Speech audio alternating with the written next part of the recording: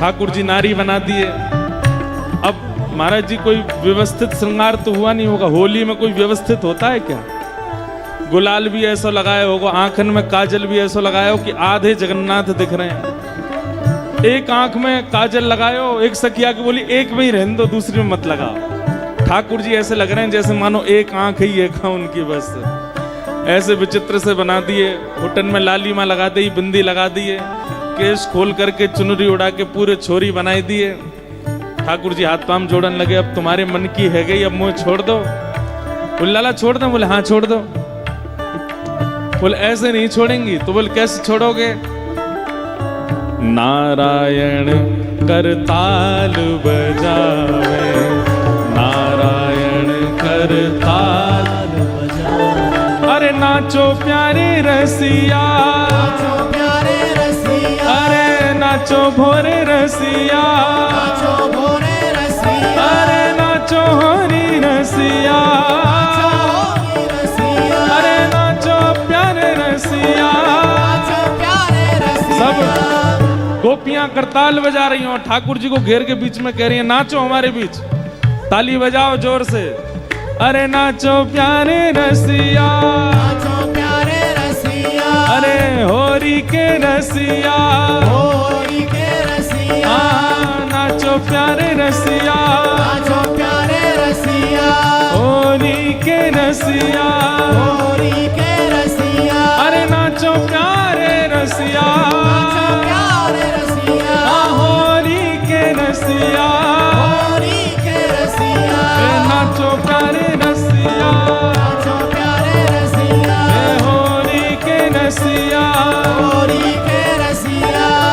नारायण करताल बजावे, नारायण करताल बजावे, हाँ नारायण करताल बजावे, नारायण करताल बजावे। इतने में ठाकुर जी बोले अब तो नाच लियो, मैं अब छोड़ दो मुझे। ठाकुर जी बोले ऐसे, गोपियां बोली ऐसे नहीं, पहले या को मुंह बंद करो, मुंह बांध दियो, घूंघट लगा दियो, और सजा धजा करके महाराज ले गए यशोदा मैया के पास। यशोदा मैया बोले अरे जे कौन की नई बहू आई है? मैया जी हमारे बरसाने की नई बहू है, देखो कैसे नाच के दिखावेगी। और ठाकुर जी को सौगंध दे के आए तुम्हारी वंशी चुरा लेंगे अगर तुम बोले तो। घूंघट में ठाकुर जी यशोदा मैया के सामने खड़े, मैया ना पतो लाला है, और वहां खड़े है करके सबरी गोपी नाचो प्यारे रसिया, नाचो प्यारे रसिया, ओ होरी के रसिया, होरी के रसिया, नाचो प्यारे रसिया, नाचो प्यारे रसिया, होरी के रसिया, होरी के रसिया, नाचो प्यारे रसिया, नाचो प्यारे रसिया, होरी के रसिया, होरी के रसिया। ठाकुर जी फिरकनी ले ले करके नाच रहे हैं महाराज, ऐसे बढ़िया हमारे ब्रज में जैसे नृत्य करें कहाँ वैसे ठाकुर जी नाच रहे हैं। कहाँ है हमारो बड्डन, कहाँ है? कहाँ है? दिखना रो भैया, हैं बाहर है।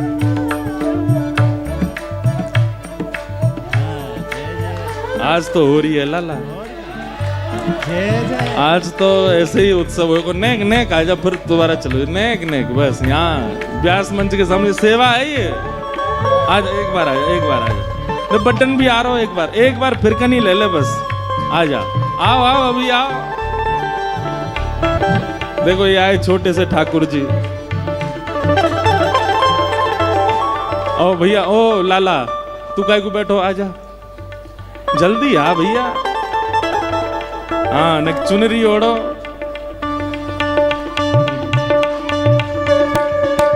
नाचो प्यारे रसिया, ए होरी के रसिया, ए नाचो प्यारे रसिया,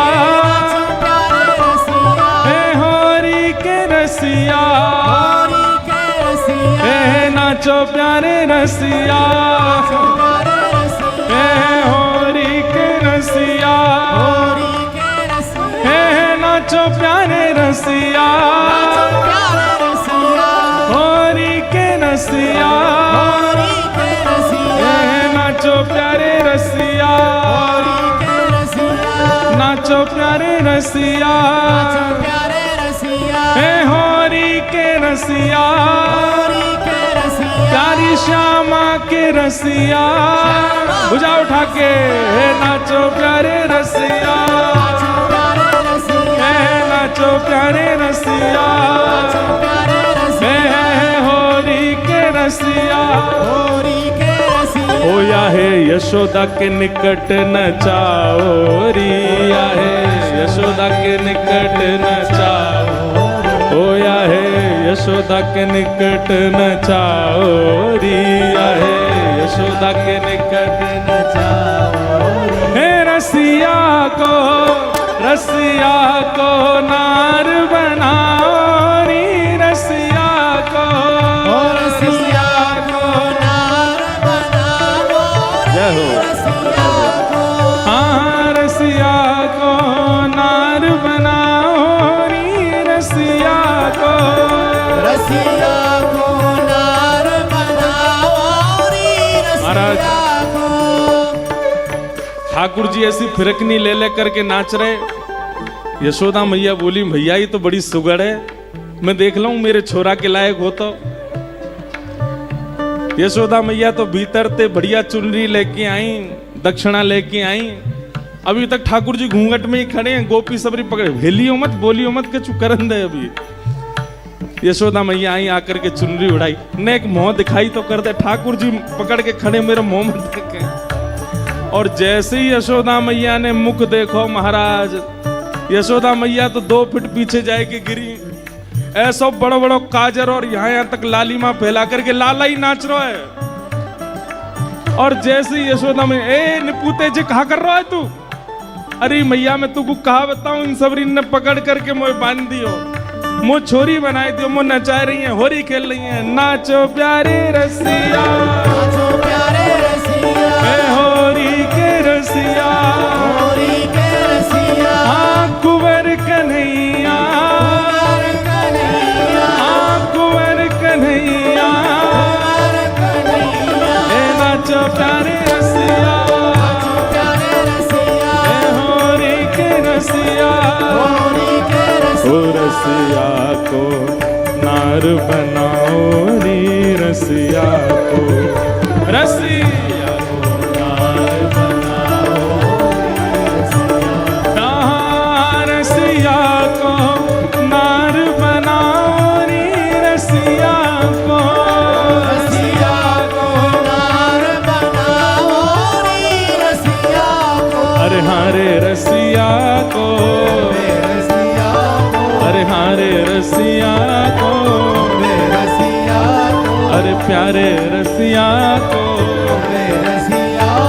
ओ मारे रसिया को, दुलारे रसिया को, दुलारे रसिया को, बड़े प्यारे रसिया को, बड़े मीठे रसिया को, हमारे रसिया को, हमारे रसिया को, हमारे रसिया को, हमारे रसिया को, हमारे रसिया को, बोल होरी के रसिया की। अब आयो रसिया ने करके हैं, कहीं छोड़ तू कहा सोच बच जाएगो। बोल होरी के रसिया की जय। बोलो वृंदावन बिहारी लाल की, श्री राधा रमण लाल की, श्री राधा वल्लभ लाल की जय। सब संतन की, सब भक्तन की, सब विप्रन की जय। 84 कोस ब्रजमंडल धाम की, गिरिराज धरण की, श्याम सुंदर श्री यमुने महारानी की, गंगा मैया की, गोदावरी मैया की, श्री दत्तात्रेय भगवान की, त्र्यंबकेश्वर महादेव की जय। अवधूत चिंतन श्री गुरुदेव दत्त। जय श्री राधे, जय जय श्री राधे, जय जय श्री राधे। द्वारिकाधीश की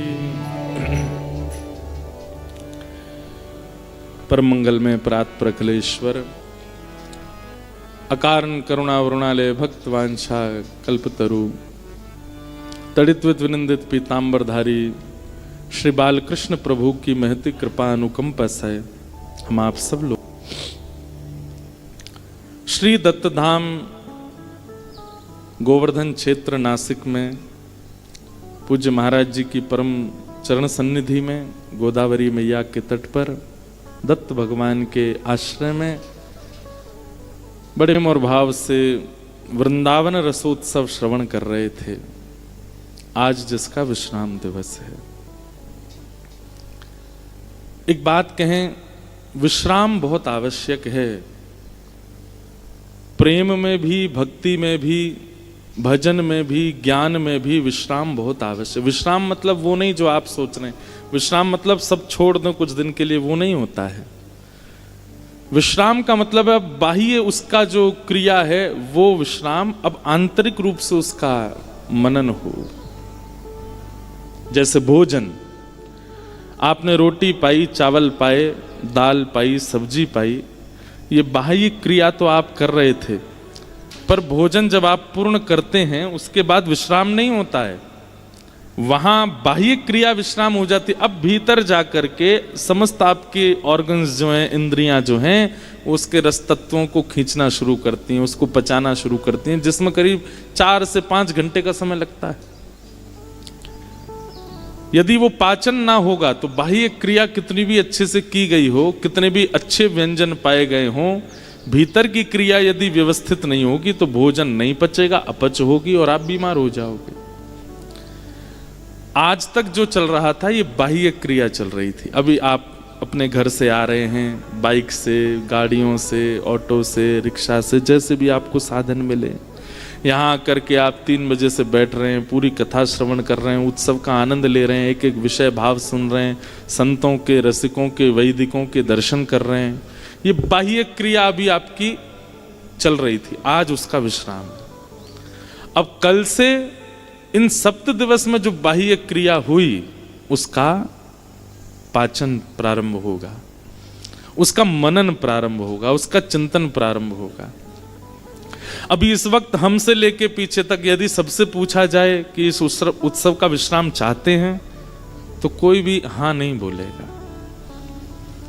हमें परसों से उल्लासनगर में कथा करनी है, किसी के ब्याह में जाना होगा, किसी को कहीं आगे पढ़ाई के काम से जाना होगा, किसी को कहीं जॉब के लिए जाना होगा, किसी को कहीं, सबको कुछ ना कुछ ऐसा, खाली तो कोई नहीं बैठा।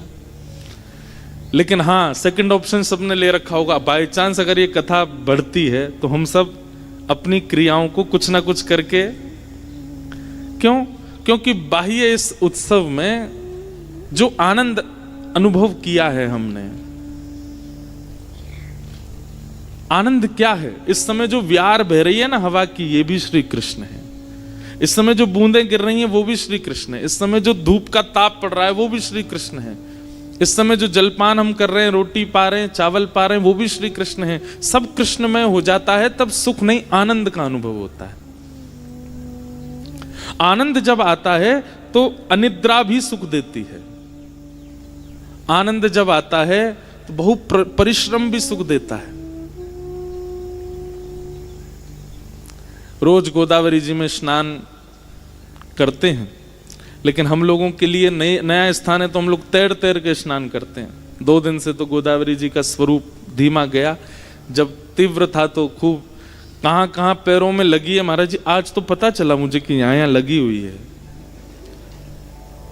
मैं रोज राज में सोचूं कि यार ये घुटने के नीचे दर्द क्यों होता है। सो जाते हैं, इतने थक जाते हैं दिन भर कि रात में विचार नहीं करना होता कि कुछ करना है। कल रात भी महाराज जी ने कुछ सामग्री भेजी कि थकान दूर कर लेना, पर नींद आती है ऐसी, लेटते ही सो जाते हैं।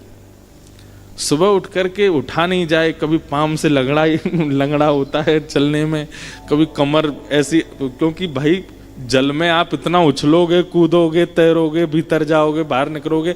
हमारी प्रकृति तो थल पर रहने की, जल में रहने की थोड़ी है, हम मछली थोड़ी हैं। अब भाई मछली जब थल पे आती है तो तड़पती है ना, उसका प्रकृति नहीं है उसकी। आप जब जल में जाते हो तो वो आपकी प्रकृति नहीं है। वहां जब आप बहुत परिश्रम करते हो तो वो थल में किए गए परिश्रम 20 गुना ज्यादा हो जाता है जल में, तो थकान तो लगती है। लेकिन फिर भी इतना आनंद है। अगर यही स्थिति शरीर की यहां से अलावा कहीं और होती तो महाराज जी कथा के अलावा कुछ और करता नहीं मैं, बस कथा के लिए 3 घंटा के लिए बाहर निकल के आता और फिर चला जाता। लेकिन यहां इतना आनंद मिल रहा है। आज एकांत में मैं यहां पीछे भ्रमण कर रहा था, थोड़ा वन में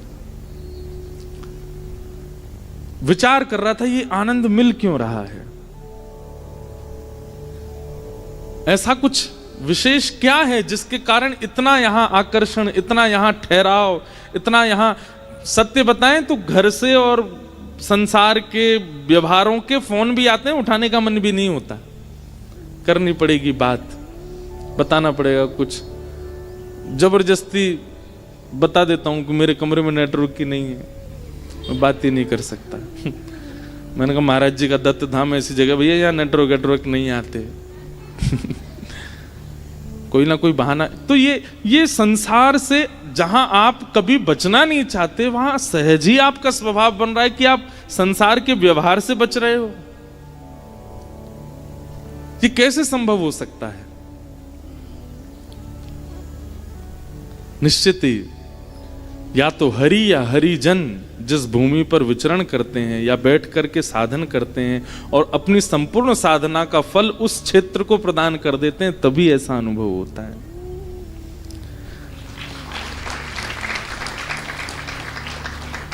हमें तो इस समय 7 दिन एक एक व्यवस्था, एक एक जो मानवीय व्यवस्थाएं नहीं है, प्राकृतिक व्यवस्था है, उसमें भी श्री कृष्ण का अनुभव हो रहा था। सुबह इतनी धूप होती है 12-1 बजे 2 बजे कि आप बैठ नहीं सकते। कल मुझसे पूछे कि कल की कथा भी यहीं करें नीचे। मैंने कहा देखो धूप हुई तो वहां आनंद नहीं आएगा, क्योंकि गर्मी लगेगी बहुत। देखो मौसम अपने आप शाम घटा हो जाती है। रोज कथा में ऐसा व्यवस्थित कर देते हैं, एक भी पूरे भारत में इस वक्त ऐसी कोई जगह नहीं होगी जहां पंखे एसी कूलर नहीं चल रहे हो, सिवाय दत्त धाम के। सिवाय इस पंडाल के। अपने आप ही सहज ये सब प्राकृतिक व्यवस्था बन रही है। एक हमारे पूज्य श्री मलुकपीठ वाले महाराज जी कह रहे थे कि व्यक्ति जब अपने नियम के प्रति सजग होता है, अपने कर्तव्यों के प्रति सजग होता है, अपने गुरु आज्ञा के प्रति सजग होता है, तो प्रकृति उसके अधीन हो जाती है। वो विचार भी करता है ना कि मौसम ऐसा हो जाए तो ऐसा ही हो जाएगा, वो विचार भी करता है ना ऐसी हवा बहने लगे तो हो जाएगा। प्रकृति उसकी सुनने लगती है। प्रकृति हमारी मित्र है, पर हमने अपने व्यवहार, स्वभाव और अपनी क्रियाओं से प्रकृति को अपने से दूर कर दिया, इसलिए प्रकृति हमारे विरुद्ध चलती है। लेकिन ऐसे महातपस्वियों के चरण सन्निधि में जब आप रहते हैं तो उनके लिए प्रकृति उनके अनुकूल है, वो जैसा चाहते हैं वैसा रहता है, और उसका आस्वादन हम सब करते हैं। हमने तो पिछले 7 दिनों में प्राकृतिक रूप से, व्यवहारिक रूप से, व्यक्तिगत रूप से, सामाजिक रूप से, हर रूप में श्री कृष्ण का अनुभव किया। वृंदावन के अलावा कहीं और पहली बार इतना अनुभव ठाकुर जी का हुआ वो यहां पर। अच्छा महाराज जी, इस अनुभव के लिए ठाकुर जी ने 1 महीना मोते तपस्या करवाई पिछले साल। पिछले वर्ष जब हम आए तब ठाकुर जी ने हमसे भी तप करवाया है यहाँ पे। तप का फल हमको इस बार मिला है। अब ठाकुर जी कह रहे हैं ऐसा रस फिर चाहिए तो फिर अगली बार फिर तप कर। अगली बार क्या होगा? अगली बार तप और रस दोनों संग होंगे। तप और रस। तप के साथ में सुख का संबंध नहीं होता, तप कहते ही उसी को है जहां सुख विरुद्ध क्रिया होती हो। पर दत्त धाम तप का स्वरूप है और वृंदावन रस का स्वरूप है, और वो दोनों जब मिलेंगे अगले वर्ष तो तप और रस दोनों साथ होंगे। सुबह सूर्य उदय से लेकर के और कथा के प्रारंभ तक तो हम तप में रहेंगे, और फिर कथा प्रारंभ होते ही रस में रहेंगे रात में 1-1 बजे तक। सो भी रहे होंगे तो खटका खटका के उठो, चलो बैठो, अभी रस चल रहा है वहां पे। और रोज महाराज जी कोई सरप्राइज उत्सव करेंगे, बताएंगे नहीं, अभी तो सबको पता चल जाती है आज ये हो रहा है, कल ये हो रहा है। अब तो प्रतीक्षा आज से प्रारंभ हो रही है अगले वर्ष की। बंधुओं, एक बात बताएं आपको, प्रतीक्षा सबसे बड़ा तप है।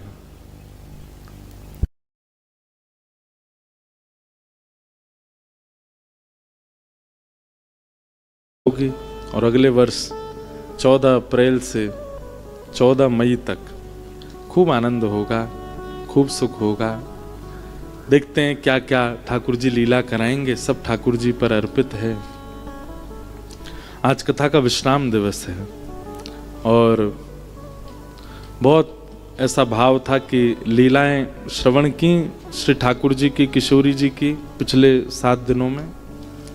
आज वृंदावन की चर्चा करें थोड़ी, और वृंदावन रस चर्चा करते हुए वृंदावन के सप्तनिधियों के भाव। वैसे तो हम यथा योग्य कथाओं में सुनाते रहते हैं कैसे कैसे ठाकुर हमारे वृंदावन के प्रकट हुए, पर फिर भी पुनः आज एक और आवृत्ति कर देते हैं कि हमारे वृंदावन के कैसे सप्तनिधि हैं और उन सप्तनिधियों के आचार्य कौन हैं, और उन आचार्यों ने ऐसा क्या किया कि उनको ठाकुर जी प्राप्त हो गए।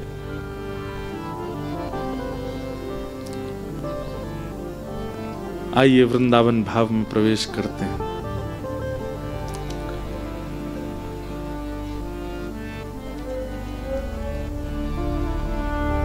सप्तनिधि हैं हमारे वृंदावन में। श्री गोविंद देव, गोपीनाथ, मदन मोहन, राधा रमण, राधा वल्लभ, जुगल किशोर और बांके बिहारी, ये सप्तनिधि हैं। और इन सप्तनिधियों को प्राकट्य करते आचार्य रूप गोस्वामी, सनातन गोस्वामी, मधु पंडित, श्री गोपाल भट्ट गोस्वामी, हितरवंश महाप्रभु, हरिराम व्यास और स्वामी श्री हरदास।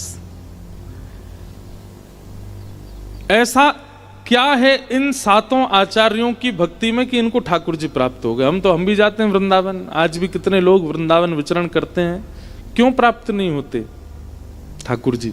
ऐसा क्या है इनके भाव में, विचार में, वो सुनिए और उसको जीवन में लाने का प्रयास कीजिए।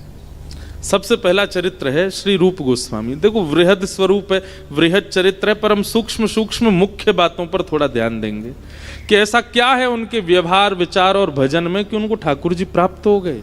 और उनको प्राप्त हुए ठाकुर जी आज पूरे विश्व को वृंदावन का आस्वादन करा रहे हैं। सबसे पहले रूप गोस्वामी।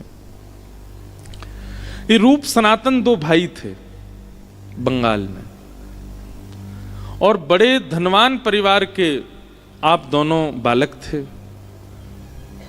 कई बार ऐसा भाव कथाओं में कहा जाता है, हमारे द्वारा ही कहा जाता है कि बहुसंपत्ति कई बार भक्ति से विमुख रखती है। लेकिन ठाकुर जी की इच्छा के आगे भैया सब नतमस्तक हैं। ठाकुर जी की इच्छा हो जाए, मैं तो गोविंद रा गुण गासूं, राणा जी रूठे तो मने काए करसी। मैं तो गोविंद रा गुण गासूं, राणा जी रूठे तो मने काए करसी। मीराबाई, क्या धन संपत्ति की कमी थी मीराबाई के पास? ऐसे कुल खानदान में जन्मी है मीराबाई और ऐसे कुल खानदान में ब्याही है मीराबाई, लेकिन ठाकुर जी की भक्ति ऐसी अटूट भक्ति कि महाराज कलयुग में द्वापर युग की गोपियों का भाव प्रकट कर दिया श्री मीराबाई ने।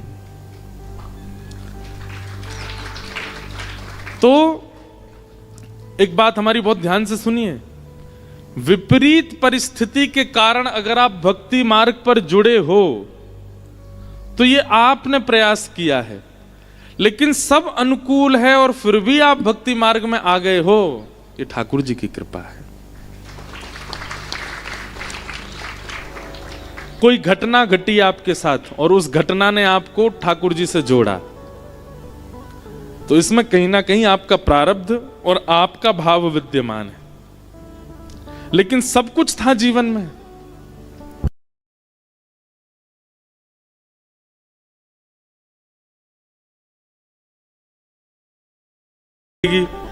रात हो जाएगी तो ठाकुर जी दिखेंगे नहीं, रात हो जाएगी तो ठाकुर जी दिखेंगे नहीं, फिर रंग कैसे लगेगा। इसलिए गोपियां कह रही हैं जल्दी जल्दी कर। सब देखो, ये सब हमको संकेत हो जाते हैं, ये आपको भी होने लगेंगे। बस विचार में, व्यवहार में, बुद्धि में भक्ति को विराजमान कर लो, हर एक परिस्थिति में ठाकुर जी का अनुभव होने लगता है। तो आप किसी घटना से, किसी व्यक्ति की वजह से, किसी क्रिया से या कुछ ऐसा हुआ कि आप भक्ति मार्ग में आ गए, तो ये आपके पूर्व जन्म के प्रारब्ध और आपका परिश्रम था कि आप भक्ति मार्ग में आ गए। लेकिन कुछ भी नहीं हुआ जीवन में, कोई घटना नहीं घटी, सब व्यवस्थित है। कोई ऐसा आपने कोई बहुत डाउनफॉल नहीं देखा या किसी प्रकार का कोई व्यवहार ऐसा आपके साथ नहीं हुआ जिसके कारण आप दुखी हो गए, डिप्रेशन में चले गए और परेशान होने लगे, और उसके बाद आपको भक्ति मार्ग अच्छा लगने लगा। कुछ नहीं हुआ, सहजता थी सब। लेकिन अचानक ही किसी महापुरुष की वाणी सुन ली, अचानक ही किसी वैष्णव का दर्शन कर लिया, अचानक ही श्री वृंदावन की महिमा कहीं सुन ली थी, और बस वो सुनकर के चित्त में प्रेम प्रवाह होने लगा, इच्छा होने लगी ठाकुर सेवा की, इच्छा होने लगी हरि सेवा की, इच्छा होने लगी कथा सेवा की। इसके लिए कुछ हुआ नहीं है आपके जीवन में, बस एक बार एक जैसे कहते हैं ना, धार बहती हुई जा रही थी और आप तो उसमें बस कूद गए, अपने आप वो धार आपको गंतव्य की ओर ले गई, ऐसा हुआ। उसके लिए कुछ आपने जीवन में देखा नहीं, तो समझो ये हरि कृपा है, ये भगवत कृपा है। और आज हमें बड़ी प्रसन्नता है, जो सोशल मीडिया सबसे ज्यादा बिगाड़ने का काम कर रहा है, आज कथाओं में सबसे ज्यादा युवाओं को लाने का काम भी वही कर रहा है। महाराज जी, पिछले वर्ष का भाव आपको पता है, स्वरूप आपको पता है, इस वर्ष का आप स्वरूप देखें, कितने युवा आते हैं, जबकि यहां आने का मार्ग भी थोड़ा दुर्गम है, यहां थोड़े शहर से दूरी भी है, और यहां नहीं, हम कहीं भी कथा होती है, इतने युवा आते हैं ना, तो इतना मन प्रसन्न होता है। बस मन में एक इच्छा जरूर रहती है कि ये किसी कारण से ना आया हो, ये अकारण आ गया हो क्योंकि कारण से आया होगा तो फिर वो भी भक्ति का स्वरूप अच्छा है। तो आप लोग बुरा नहीं मानना कि आप कोई कारण से आए हो तो यूं को, अरे यार हमारी तो कोई इज्जत ही नहीं है, हम कारण से आए हैं, हमको एक ठोकर लगी इसलिए हम आए, हमारे जीवन में ऐसा हुआ इसलिए हम आए। महाराज जी, हमको तो कुछ समझ ही नहीं रहे, कारण से आए हो अच्छी बात है, पर कई बालक ऐसे मिलते हैं ना, कुछ नहीं महाराज जी, एक दिन ऐसे रील देखी, इतना अच्छा लगा, फिर हमने सर्च किया, कथा सुनी, भजन सुने, और फिर तो अब खूब सुनते हैं, सेवा करते हैं, ऐसा अच्छा लगता है।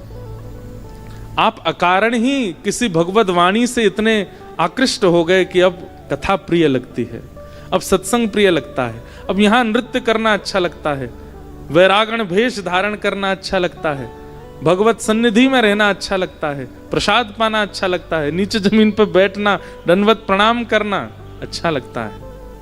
भगवत कृपा है। तो सब कुछ अनुकूल है, और उस अनुकूलता में किसी महापुरुष की वाणी आप सुन लेते हैं, किसी वैष्णव की वाणी आप सुन लेते हैं, और आपके चित्त में अपने आप ही प्रेम प्रवाह होने लग जाता है। तो इसमें बहुत बड़ा योगदान यही मानिए ठाकुर जी चाहते हैं, इसीलिए आप भक्ति मार्ग में आ रहे हो। और वही हुआ रूप सनातन गोस्वामी के साथ। ऐसे परिवार के आप दोनों बालक थे, उस जमाने में हजार वर्ष के आसपास के अंतराल के अंदर किसी भी प्रकार की विपरीत अवस्था आप दोनों ने नहीं देखी थी। केवल महाप्रभु चैतन्य के वचनामृत सुन लिए और उन वचनामृतों को सुनकर के ऐसा त्याग, ऐसी विरक्ति, ऐसा भाव मन में आया कि बस अब चलें वृंदावन। बन के जोगन डोलत ब्रज में, पीवत यमुना जल को, मेरो मन वृंदावन में अटको, मेरो मन हरि चरणन में अटको, मेरो मन वृंदावन में।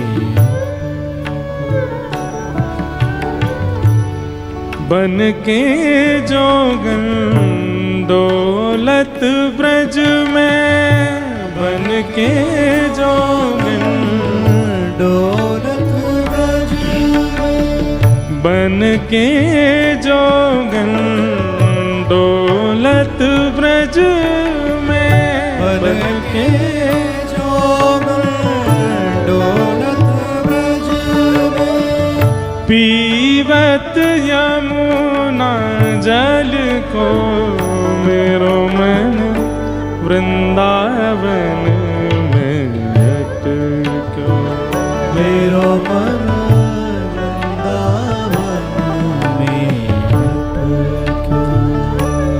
ओ मेरो मुझ में कुछ ना मोहन, मेरो मुझ में कुछ ना मोहन, तेरी मिट्टी तेरो कण कण, तेरी मिट्टी तेरो कण कण, वृंदावन की कुंज गलिन में, वृंदावन की कुंज गलिन में, वृंदावन की कुंज गलिन में, वृंदावन की कुंज गलिन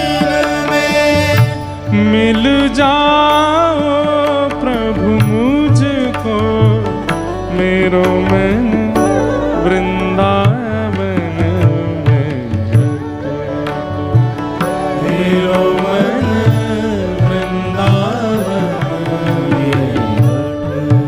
मेरो मन हरि चरणन में अटको, मेरो मन हरि चरणन में। रूप सनातन गोस्वामी महाप्रभु चैतन्य की वाणी सुनकर के ऐसे प्रेम विह्वल हो गए, निकल पड़े वृंदावन। महाप्रभु चैतन्य ने उनको पत्र में लिख करके कहा था कि वृंदावन जाओ तो अपने सुख का विचार करने के लिए मत जाना, वृंदावन जाओ तो भजन के भाव से ठाकुर जी मिल जाएं, ऐसा ठाकुर जी को श्रम देने के लिए भी मत जाना। वृंदावन जा रहे हो तो वृंदावन में ठाकुर जी विराजमान हैं, वृंदावन की भूमि में ठाकुर जी का स्वरूप विद्यमान है, अपने भजन भाव से ठाकुर जी को प्रकट करो, पुनः वृंदावन उत्थापित हो, इस भावना से जाना। आ गए रूप सनातन गोस्वामी वृंदावन। सनातन गोस्वामी तो मथुरा में रहने लगे, रूप गोस्वामी वृंदावन में। दूर दूर क्यों रहने लगे? क्योंकि भैया भजन में एकांत ही चाहिए, दो भी होंगे तो बातें करोगे। देखो एक बात हमारी याद रखिएगा, सफर में हमेशा 4 लोग साथ जाओ तो मन लगा रहेगा, लंबा सफर है तो 4 लोग जाओ। भोजन में 3 लोग बैठो साथ में तो अच्छा, कई बार आपने सब्जी ली, सामने वाले ने दूसरी सब्जी ली तो पाते पाते वो कहेगा ये वाली बच्ची है, ये तुम भी ले लो, 3 लोग रहोगे, अच्छा है। अध्ययन में 2 लोग होने चाहिए। अध्ययन समय पर 2 लोग होंगे तो मनोविचार आदान प्रदान करेंगे विद्यार्थी आपस में, उससे अध्ययन में मन लगेगा। और भजन में एकांत, अकेले। इसलिए रूप सनातन गोस्वामी हैं तो भाई, लेकिन दोनों विलग हो गए। उन्होंने वृंदावन चुना, उन्होंने मथुरा चुना, और दोनों यमुना तट पर बैठ गए। रोज भजन करते हैं, रोज नियम का पालन करते हैं, भिक्षा याटन करके अपनी कुटिया बना करके रहते हैं। जो धन वैभव में अपना शरीर बनाया था उसको शुष्क कर लिया, पतले दुबले हो गए दोनों भाई। ठाकुर जी की याद में तोरी भई बाब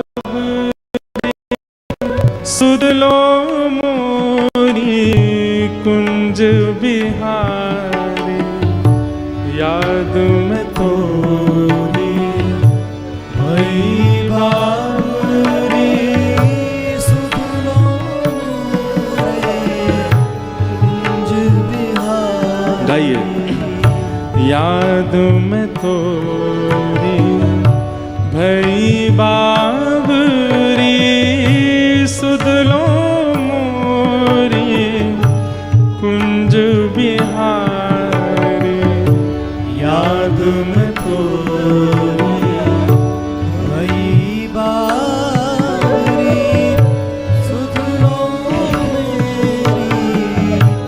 कुंज बिहारी। अब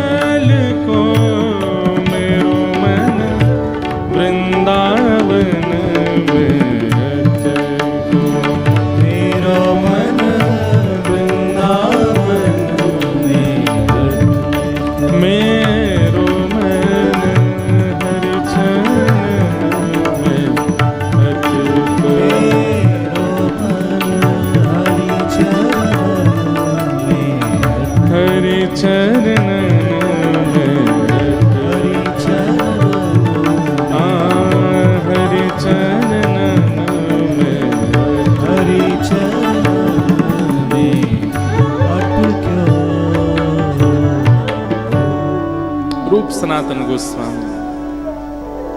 अच्छा, इस भजन को आप सब गाते हैं, पर इसका जो भाव है वो जब तक वृंदावन जाने पर प्रकट नहीं होगा ना।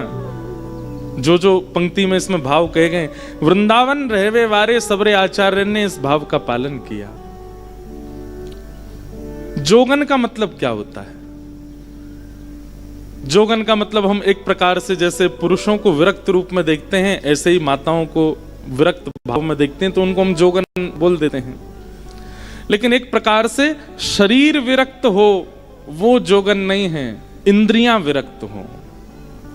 जो इंद्रिय इच्छाएं होती है ना, नेत्रों की इच्छा, जीव की इच्छा, कानों की इच्छा, हाथ की इच्छा, त्वचा की इच्छा, ये सारी इच्छाएं जब आप इनसे विहीन होते हो तब आप जोगन रूप में हो। और पता नहीं हमारे ठाकुर जी बड़े उद्यमी हैं। ये खुद तो सब रस चाहते हैं, पर इनको भजे वारो सब रसन को त्याग दे तभी मिलते हैं उसको। इसके पीछे महाराज जी हमारे मन में एक भाव आता है कि अगर कोई बहुत चटोरा है उसको ठाकुर जी नहीं मिलेंगे। क्यों? ठाकुर जी कहेंगे ये मोते पहले खुद चाख लेगो, या क्यों मिलूं मैं? पता चली कि दत्त धाम में बहुत जोर की कोई रबड़ी बनी, चटोरो भक्त है तो पहले या कोई मन आ जाएगा, ये यूं ही सोचता रहेगा जल्दी ते तुलसी पदरा के भोग लगाओ फिर हमें दो पावे को मोम पानी आ रहा है। ठाकुर जी बोले भैया जब तक तू अपनी इंद्रियन पर वश नहीं करेगा मैं लीला कैसे करूंगा तेरे संग? क्यों? तेरी इंद्रियन पर तेरा वश नहीं है और मेरे संग मैं तो पूरी लीलान में सड रस प्रकट करूंगा, और वो सड रस मैं और प्रिया जी तो आस्वादन वागो करेंगे नहीं, वहां से पहले तेरो मन वहां पे आ जाएगा, और तेरो मन यदि वहां पे आ गए हो तो अमनिया वस्तु लेते हैं ठाकुर जी। मन कोई को आ जाए तो फिर वो भोग के लायक नहीं रहती। इसलिए इंद्रिय एकाग्र होना बहुत आवश्यक है भजन मार्ग में, भक्ति मार्ग में। और नहीं है रही होना इंद्रिय एकाग्र तो एक पुरुषण करके देख लो दत्त धाम में, एक पुरुषण में आपकी इंद्रियां बिल्कुल नहीं तो स्थिर हो जाएंगी। हम तो पुरुषण तो किया नहीं, 1 महीना में हमारी इंद्रियां सबरी स्थिर हो गई। मुझे आज भी याद है कि दत्त धाम में जब मास कथा में हम रुके थे, सप्ताह भर तो बड़े आनंद में निकल रहे थे, आनंद आ रहा था। सुबह जल्दी उठ रहे हैं, गंगा जी नहा रहे हैं, और फिर मौन रह रहे हैं, स्पर्श मत करो अदा में चल रहे हैं, खूब आनंद आ रहे थे। जैसे ही 15 दिन निकसे, सुबह उठाने जब आते 4 बजे कक्ष में, तो जो उठाने आता पता चली वही सो गए मेरे पास ही आके महाराज जी चलो, मैंने कि चल रहे यार। अच्छा हमारा एक नियम और था कि आज भी है कि गंगा जी में उठते ही सीधे नहाते, पहले कक्ष में नहा के आते थे, वहां बढ़िया स्वरूप आदि सब करके तब गंगा जी, जैसे मंदिर जाते हैं वैसे ही गंगा जी में स्नान करने आते सुबह। तो संग वाले कहते महाराज जी क्यों इतनी जबरदस्ती करते हो, आप एक वहीं पे नहा लो, ये कमरा में नहा के क्यों चलते हो? मैंने कहा अब यार 15 दिन कर लिया तो और कर लो 15 दिन। तो फिर बीच के जो 5 दिन थे वो इतने खतरनाक थे कि ये लगे अब कैसे हो। लेकिन वो 5 दिन वो मैंने उनको नाम दिया पंचाग्नि ताप लो तो तुम्हारा तप पूर्ण हो जाता है। तो 15 दिन तो बहुत आना, फिर उसके बाद 5 दिन जो है वो अग्नि के समान है, उनको अगर आपने सह लिया और फिर विश्राम के जो 7 दिन बचे थे उसमें तो ऐसा होने लगा कि अब तो मैं आदी हो गया इस नियम के, अब मैं बाहर कैसे रहूंगा। इंद्रियां सब एकाग्र हो गई, निद्रा सीमित हो गई, 3 से 3.5-4 घंटे में पूरी होने लगी। गुरुजी सब अपने मंदार जी, विकास गुरु जी सब लोग वहाँ, अमित गुरु जी सब रहते, सब गुरुजनों के संग प्रसाद, आधी रोटी पाता था मैं, आधी रोटी और इतने चावल, इसमें तो पूरी पूर्ति हो जाती थी ऊर्जा की। सब इतना सीमित हो गया था। वास्तव में ब्रज ठाकुर जी को प्राप्त करने के लिए जैसी व्यवस्था अवस्था चाहिए ना, वो वैसी बन गई थी। और फिर दोबारा गए संसार में, कथाओं वथाओं में लगे रहे, तो कम से कम मन बुद्धि से तो अभी भी व्यवस्थित हैं। पर हाँ ये है कि दोबारा उसको लाने में चातुर्मास कथा करनी पड़ेगी यहाँ पे 4 महीना और ये वचन महाराज जी को दे दिया पहले ही, वो होगा। अगली बार तो 1 मास की है, उसके अगली बार चातुर्मास होगी। एक चातुर्मास तो करना है, और फिर उन 4 महीना में क्या होगा।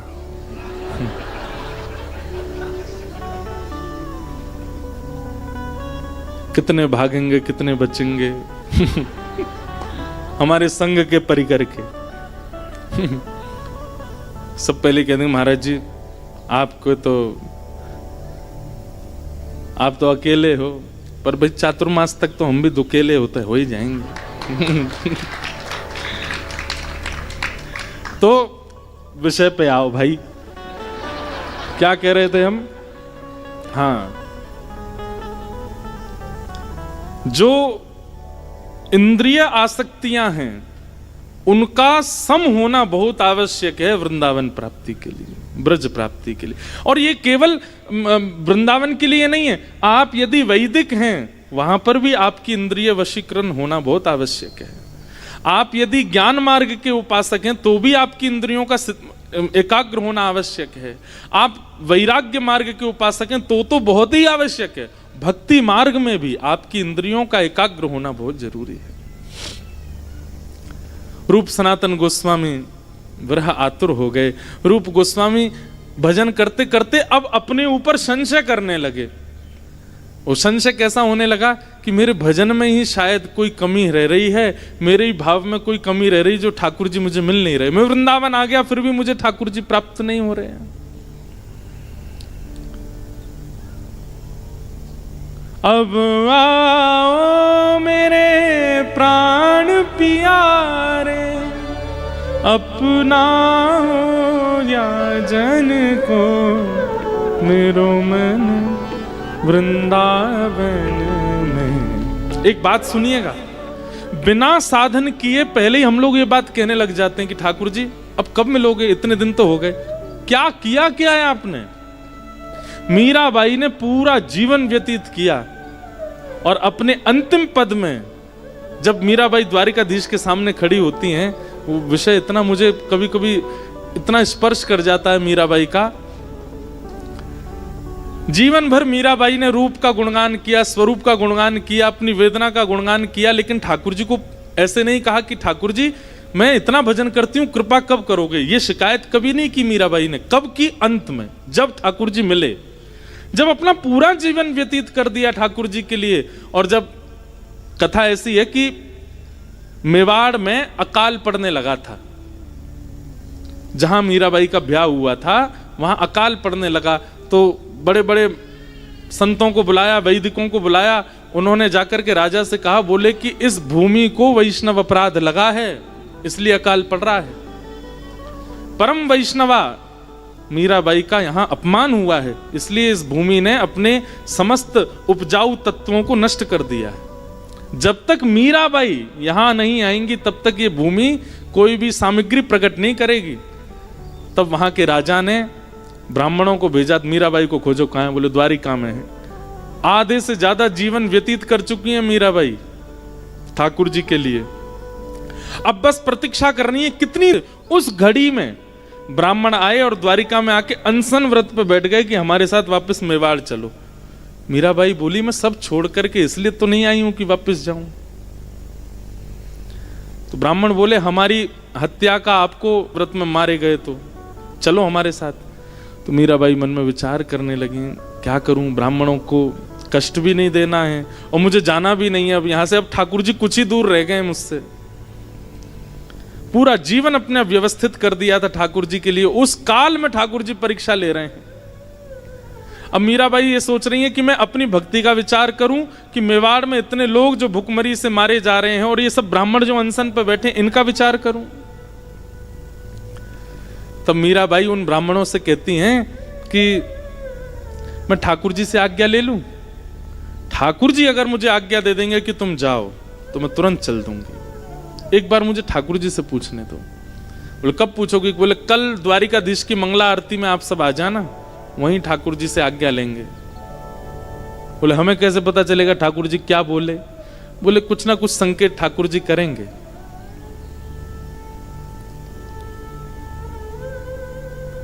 रात भर मीराबाई सोई नहीं और सुबह पहुंच गई। अपने पूरे जीवन का स्मरण करती हैं। 5 वर्ष की आयु से आज मीराबाई एक अवस्था में पहुंच गई हैं। अपने पूरे चरित्र को इतना पवित्र, इतना शुद्ध, इतना व्यवस्थित रखा है मीराबाई ने कि ठाकुर जी मुझे प्राप्त करेंगे। और उस घड़ी में मीराबाई मंदिर जाती हैं और ठाकुर जी से जाके तब अंतिम पद मीराबाई अपने जीवन का गाती हैं।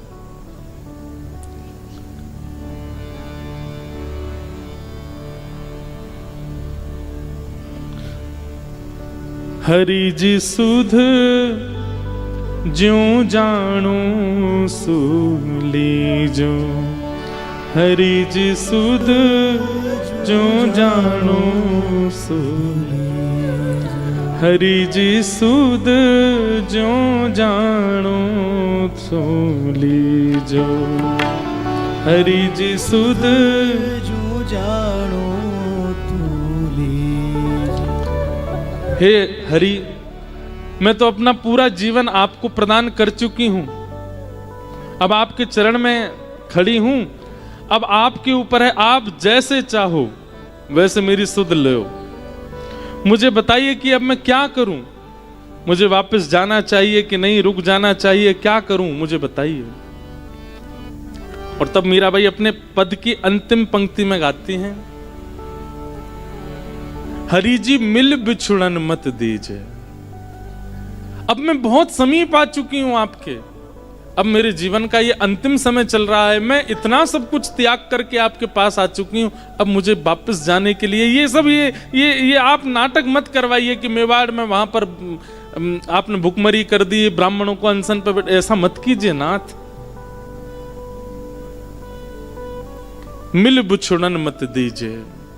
जैसे ही मीराबाई ने अपने पद में कहा मिल बिछुड़न मत दीजिए, अब मिलने की बारी, अब बिछुड़ने मत दीजिए, अब वापस मुझे वहीं मेवाड़ मेड़ता आदि सब संसार में मत भेजिए नाथ। उसी समय एक दिव्य तेज प्रकट हुआ, श्री द्वारिकाधीश सचल प्रकट हो गए। और सचल कैसे प्रकट हुए? द्वारिकाधीश दुल्हा बन करके आए, जबकि मंगला में ठाकुर जी की पोशाक बहुत हल्की होती है, लेकिन तुरंत ठाकुर जी सेहरा पहन करके, बढ़िया सुंदर अचकन धारण करके, गले में सुंदर मालाएं पहन करके, क्योंकि मीराबाई ठाकुर जी को दुल्हा रूप में ही देखती थी। और एक दिव्य तेज प्रकट हुआ और श्री मीराबाई द्वारिकाधीश में विलीन हो गए। ये बात हमने पूरी क्यों सुनाई? इतना इन्वेस्टमेंट किया था भक्ति में, तब जाकर के अंत में मीराबाई ने शिकायत की कि इतना मैंने किया, अब क्यों मुझे आप अपने से दूर कर रहे हो। हम लोग 6 महीना की भक्ति में ठाकुर जी को टोकने लग जाते हैं, ठाकुर जी इतना सब नियम करते हैं, सुबह जल्दी उठ जाते हैं, कथाएं सुनते हैं, इतना भजन करते हैं, 2-2 लाख नाम जप करते हैं महीना भर के, आप फिर भी कृपा नहीं कर रहे हो। आपको अधिकार दिया किसने इतनी शिकायतें करने का? क्या आपने इतना दिया है ठाकुर जी को? रूप गोस्वामी ने अपना पूरा जीवन व्यवस्थित कर दिया वृंदावन में। अपने धन धान्य से जो शरीर बना था, जो वैभव प्राप्त, सब कुछ बिल्कुल शुष्क हो गया था शरीर। रुदन करने लगे और मनोविचार करने लगे कि मेरे भजन में ही कोई कमी होगी जो ठाकुर जी मुझे नहीं मिल रहे हैं। ठाकुर जी आप हो तो इसी वृंदावन में, लेकिन मेरे भजन साधन में कोई कमी है जो आप मुझे नहीं मिल रहे। यही सोच सोच के अपना भजन बढ़ाने लगे, अपनी व्याकुलता तीव्र करने लगे। 24 घंटे में 20 घंटा कम से कम ठाकुर जी का स्मरण प्रारंभ कर दिया। बाकी के बचे 4 घंटों में अपना व्यवहार, निद्रा, स्नान और ये सब 4 घंटे में ही कर लेते थे। ऐसा व्यवस्थित होकर के एक दिन भाव विह्वल होकर के, व्याकुल होकर के श्री रूप गोस्वामी रुदन करने लगे, ठाकुर जी मुझे कब मिलोगे आप? और तभी रूप गोस्वामी देखते हैं एक नन्हा सा बालक दिखाई दे रहा है। बालक तो बहुत देखे, लेकिन इस बालक के प्रति एक विशेष प्रकार का आकर्षण हो रहा है। रूप गोस्वामी समझ गए। बंधुओं देखो, कथा, भक्ति, भजन केवल आपको मानव अच्छा नहीं बनाता है। कल को अगर ठाकुर जी रूप बदल के आपके सामने आके पहचानोगे कैसे? ये बुद्धि भी कथा प्रदान करेगी आपको, ये बुद्धि भी सत्संग प्रदान करेगा। कल को अगर ठाकुर जी आपके सामने आ गए, आप कैसे पहचानोगे? ये जागृत व्यवस्था बुद्धि की, नेत्रों की, ये भी सत्संग प्रदान करता है। उस बालक के प्रति विशिष्ट आकर्षण देख करके रूप गोस्वामी समझ गए कि ये बालक सामान्य नहीं है। उसके पीछे दौड़ने लगे। तभी वो बालक एक गऊ के पास गया और वहां अदृश्य हो गया। और तभी उन्होंने उस गाय को गौर से देखा तो उसके चारों थनों से बिना किसी कारण के सहज ही दूध प्रवाह हो रहा था। एक स्थान पर, एक टीले पर, उसको गोमा टीला कहते हैं। जैसे ही दूध प्रवाह होता हुआ देखा, पास जाकर के देखा, बोले दूध कहां जा रहा है सारा? तो एक गड्ढे में जा रहा था। भीतर से जब उस गड्ढे को खोल करके देखा तो हमारे वृंदावन के प्रथम निधि श्री गोविंद देव जी वहीं से प्राप्त हुए। बोलो राधा गोविंद देव प्रभु की। रूप गोस्वामी ने जैसे ही ठाकुर जी को देखा, आहा क्या मधुर झांकी ठाकुर जी की। आज भी जयपुर में विराजते हैं ठाकुर जी। बड़ी अद्भुत कथाएं हैं और मैं पूरी कथा गोविंद देव जी पे ही सुना दूंगा आज की। जयपुर कैसे गए, वहां जाके फिर किशोरी जी कहां से आई, वहां के राजा ने कैसे कैसे सेवा की, सब बहुत अद्भुत है। पर रूप गोस्वामी को जो गोविंद देव जी प्राप्त हुए, इनके विषय में एक बात कही जाती है, श्री कृष्ण के मुखमंडल की जो आकृति है, जो शेप है, हर व्यक्ति के मुख का एक शेप होता है ना, जो चित्रकारी बनाते हैं वो पहले सर्कल बनाते हैं और सर्कल पर ही फिर काम करते हैं उसका रूप बनाने का। इसकी आंखें यहाँ आएंगी, नाक इधर आएगी, होठ इधर आएंगे। तो ठाकुर जी के मुख का जो शेप है वो बिल्कुल राधा गोविंद देव प्रभु जैसा है। जयपुर के गोविंद देव जी के मुखमंडल को अगर आपने देख लिया तो आप ये सोच लीजिए साक्षात श्री कृष्ण का मुख देख लिया आपने। रूप गोस्वामी तो हृदय से लगा करके आनंदित हो गए, रोते रहे, आकर के यमुना जी के जल से सुंदर अभिषेक किया। पूरे ब्रजमंडल में हवा की तरह बात फैल गई। कुछ संत इकट्ठे हो गए, दूध लेकर के आए, दही लेकर के आए, पंचामृत से अभिषेक किया। और यही खबर पहुंच गई मथुरा में सनातन गोस्वामी के पास, क्या कि तुम्हारे बड़े भैया रूप गोस्वामी को ठाकुर जी मिल गए। सनातन गोस्वामी दर्शन करने के लिए आए। विहरत निस दिन कुंज गलिन में, ब्रज जन मन सुख धाम। विहरत निस दिन कुंज गलिन में, ब्रज जन मन सुख धाम। रूप गोस्वामी प्रगट कियो जहां, रूप गोस्वामी प्रगट कियो जहां, रूप गोस्वामी प्रगट कियो जहां, रूप गोस्वामी प्रगट कियो जहां। राधा गोविंद रूप निधान, वृंदावन प्यारो वृंदावन, श्री वृंदावन प्यारो वृंदावन, हे श्री वृंदावन प्यारो वृंदावन, श्री वृंदावन प्यारो वृंदावन। यही खबर पहुंच गई कहां? सनातन गोस्वामी के पास कि भैया तुम्हारे भैया को तो ठाकुर जी मिल गए। दर्शन करने के लिए आए। गोविंद देव जी की रूप छटा देख करके सनातन गोस्वामी के चित्त में आने लगा, भगवान